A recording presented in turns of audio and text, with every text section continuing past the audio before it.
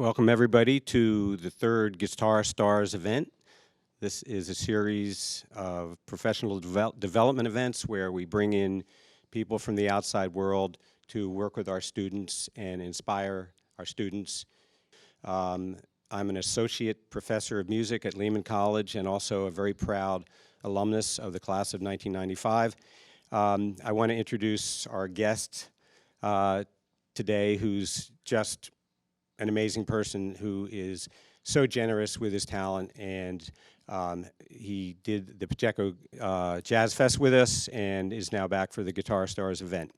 Everybody knows Bernie Williams.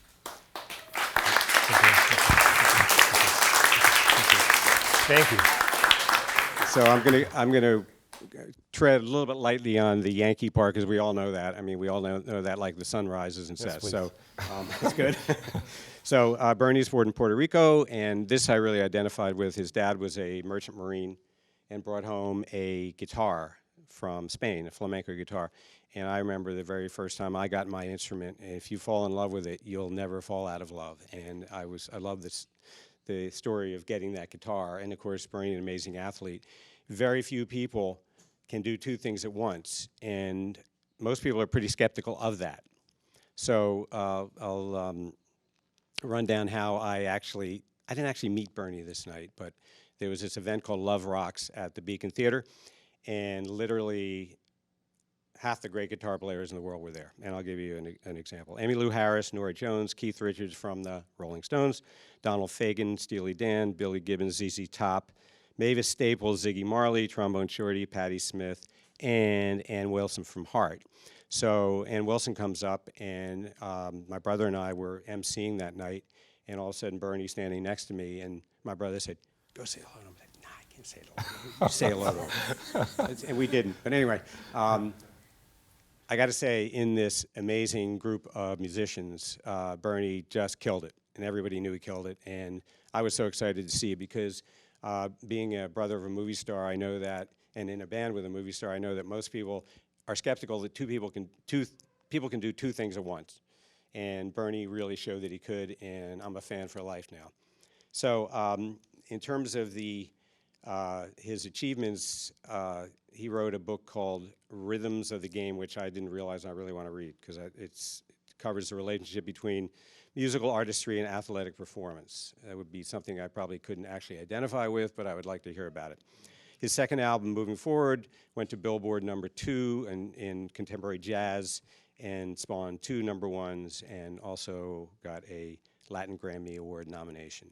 So this is going to be very informal. We're just going to these guys are going to play. I don't really know what's going to happen, but I think it's going to be wonderful. So take it away, guys. All right. Thank you.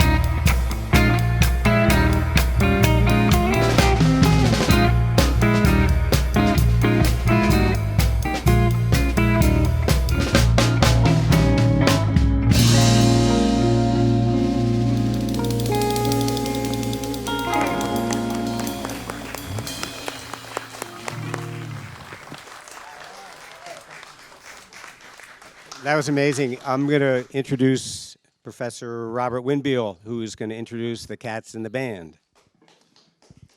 So happy to welcome back Bernie Williams, who was the guest artist at the Johnny Pacheco Latin Music and Jazz Festival that happens annually here.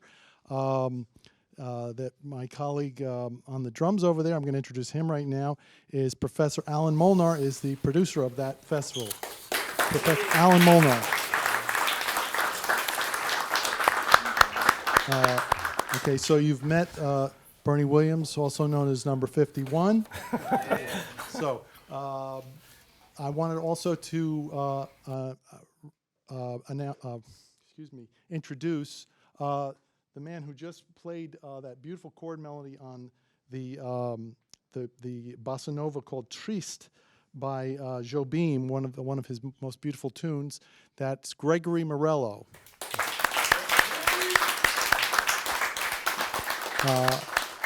All these young players up here, except for the young Alan Molnar and the young Bernie Williams, have been students of mine. So it's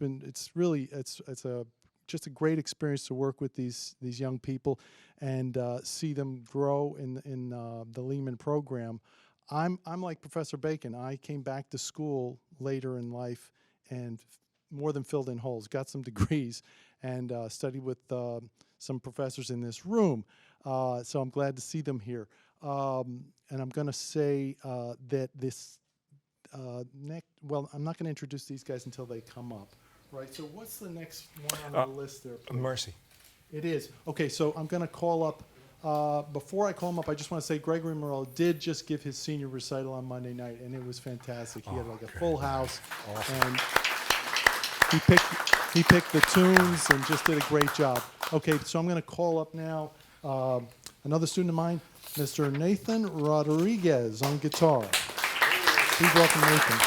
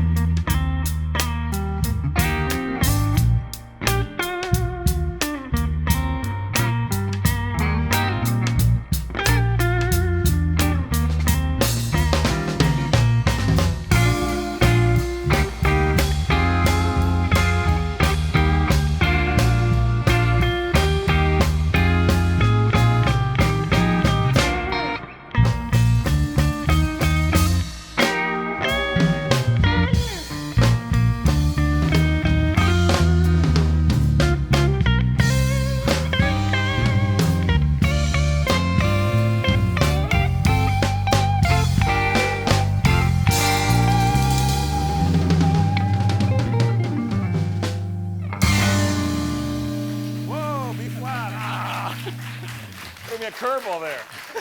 Good job, man. Awesome. Good job. So for this next tune, by the way, I didn't get a chance to introduce one other person. Going to ask him to stand for a second. Jonathan Dominguez played bass on Triste.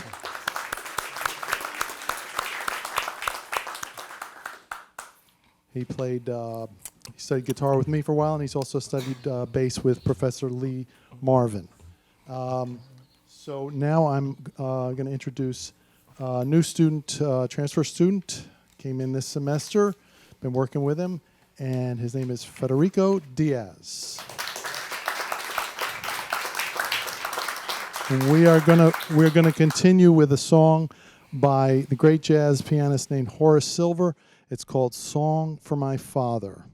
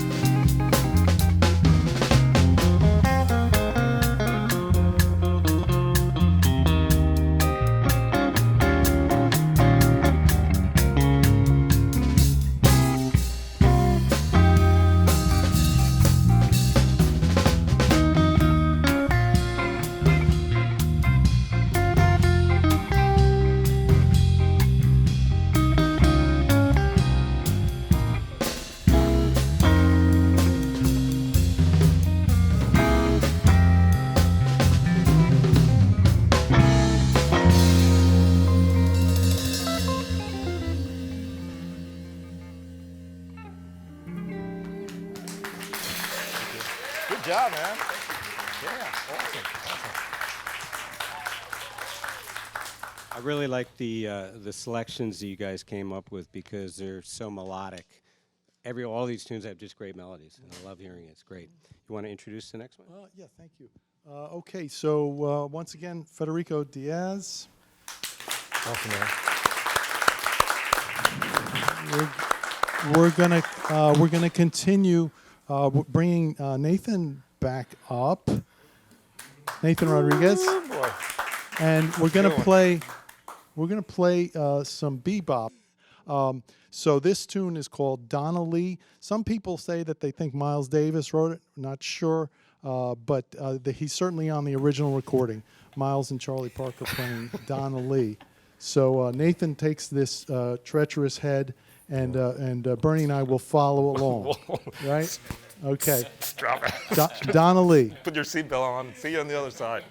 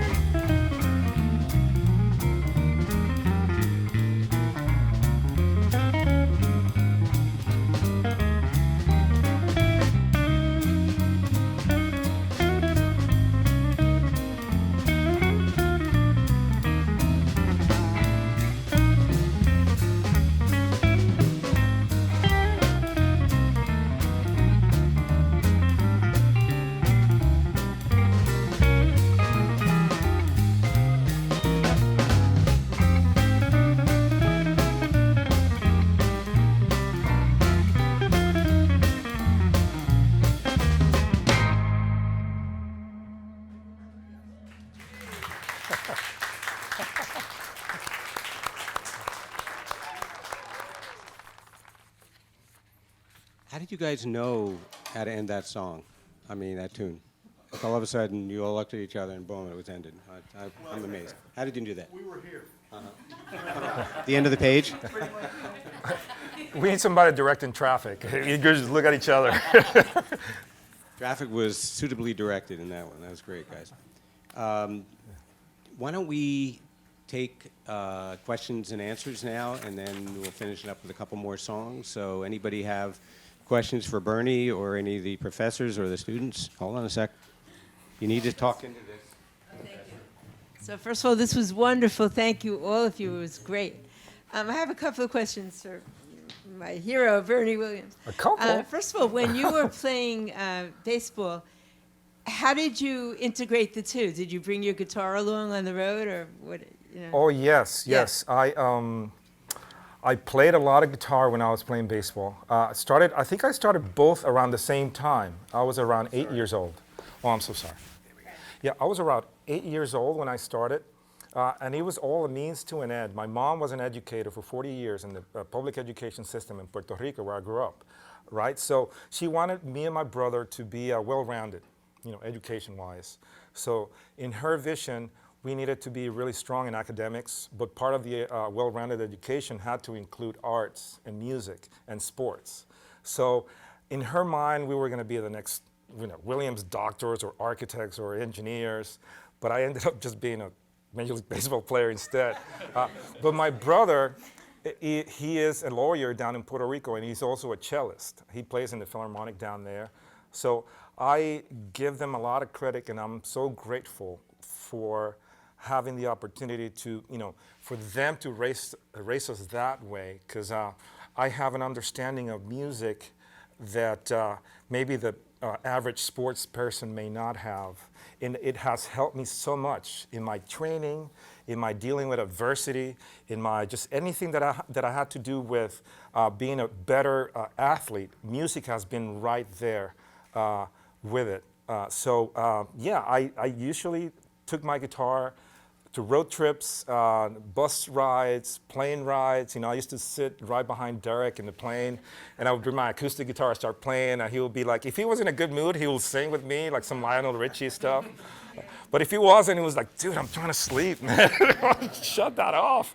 So yeah, I was, music has always been a really important part of my life. Bernie, what drew you to the guitar? Or was it just thrust on you? The guitar, Hold on, sorry. Sure. I do have a mic here. I don't know if it's... Oh, I forgot, sorry. Okay. We need that, sorry. All right. So the guitar was kind of like the instrument that was available to me at the time. I had an opportunity, I failed to mention this, but I had an opportunity to spend 4 years in a public performing arts school called Escuela Libre de Música in San Juan. I live in Vega Alta, which is about an hour away. I had to wake up at 5 in the morning, had classes at 7, and then in the afternoon I would do all the athletic stuff. So it was a full program. To answer your question, guitar was kind of like available to me. We didn't really have money to buy a piano or any instrument. I mean, we really had to make a really big effort to get a cello to my brother. So that was about it. That was all the budget we had. So I stuck with the guitar, and as I grew older, I ended up falling in love with it even deeper. When I went to school, it was more of a sort of a classical background. They really frown upon popular music and jazz music. So we really had to get our fundamentals, our technique right to play that classical music. And I forgot most of it, but what really remained was the technique, though. I really developed this, strong sense of playing clear, checking my dynamics and checking my volume level. So all of that was sort of included in that experience in the school. But yeah, I mean, guitar was the only instrument that I had available, and it was, cheaper than, getting a saxophone or cheaper than getting a piano or cello. So I kind of stuck with it. Did you go to SUNY Purchase? Am I right about that? Yes, I did for 2 semesters. Right after I retired, I was sort of wrestling with What am I going to do now for the rest of my life? And I knew it was going to be, music had to be involved in it, but I didn't know what capacity. So I went to SUNY Purchase and I took 2 semesters with, there were more studio production, studio, recording, and some studio composition, which sort of led to the writing of that book, because one of my professors in that school was Dave Gluck, and we had a studio composition class, and it was about an hour and a half roughly. We spent half of the time talking about the class and the other half talking about baseball. And then we started sort of comparing both and saying, well, there's a lot of similarities here. He started making notes, and he said when he had enough material, said, you know what, I have enough material here to write a book. Why don't we just do this? And that's sort of led to the writing of that Rhythms of the Game book. That's fantastic. Bernie, do you have children? And Yes. do they play music? And They are sports as musically well? inclined, and they play whenever they feel like it. They don't really like to play in front of people, but we do have, a different situation. We had a lot of family gatherings. We used to play and sing, Christmas, Thanksgiving, all these great occasions in the family. There was always music involved. And then my oldest son plays piano. My youngest daughter sings, and my middle daughter plays the flute. But they don't do it, enough to call them musicians. But they do have a great ear for music, though. Yeah. Thank you. Thank you. Thanks for all that, Bernie. This next song is called Nature Boy. It's a ballad, and Nathan is going to play the melody for us. The composer is somebody, it's kind of a one-hit wonder, Eden Abez. It's a slightly odd structured song, at least for us musicians reading the chart down, but it's a beautiful melody. I believe Nat King Cole had a huge hit with Nature Boy. So I hope you will enjoy our rendition of this.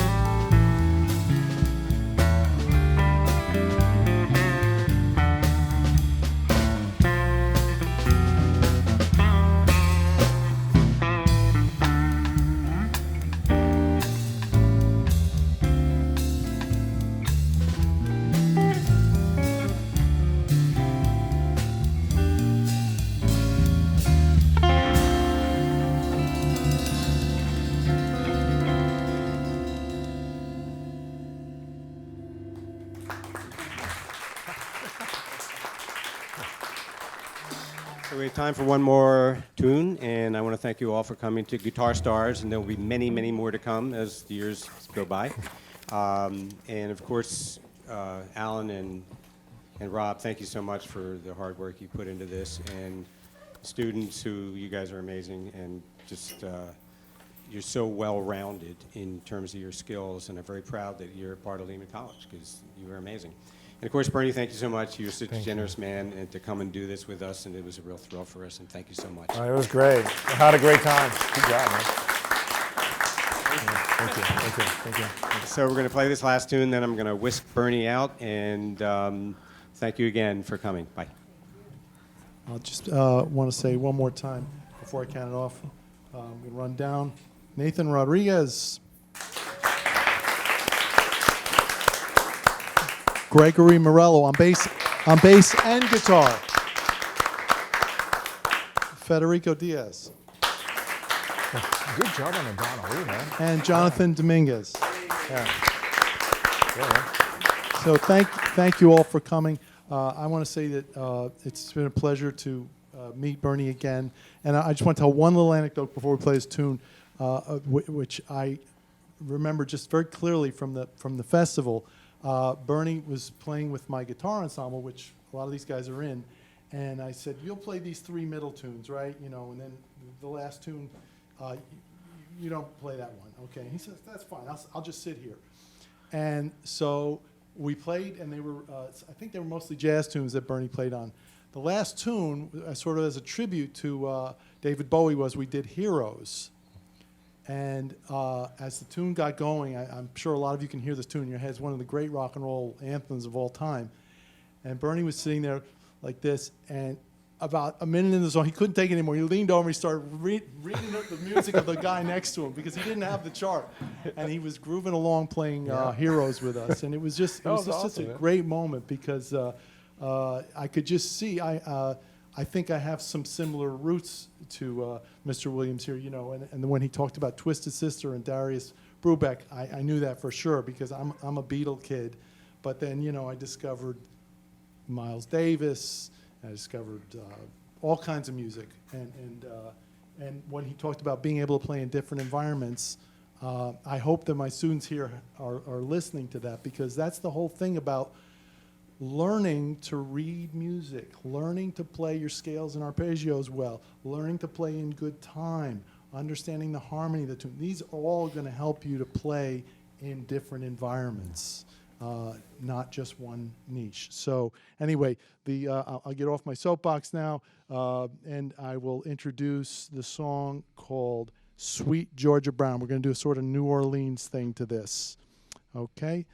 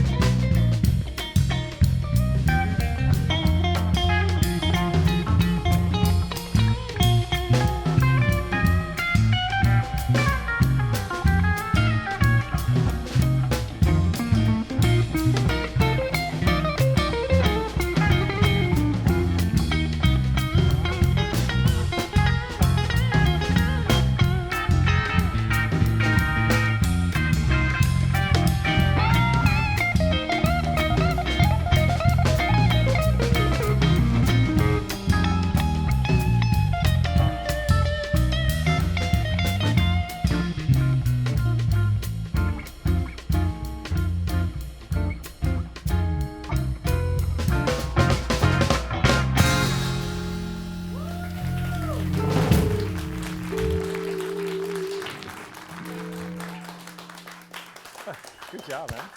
Awesome. Great job, man. Yeah. Very cool. Thank you. Thank you.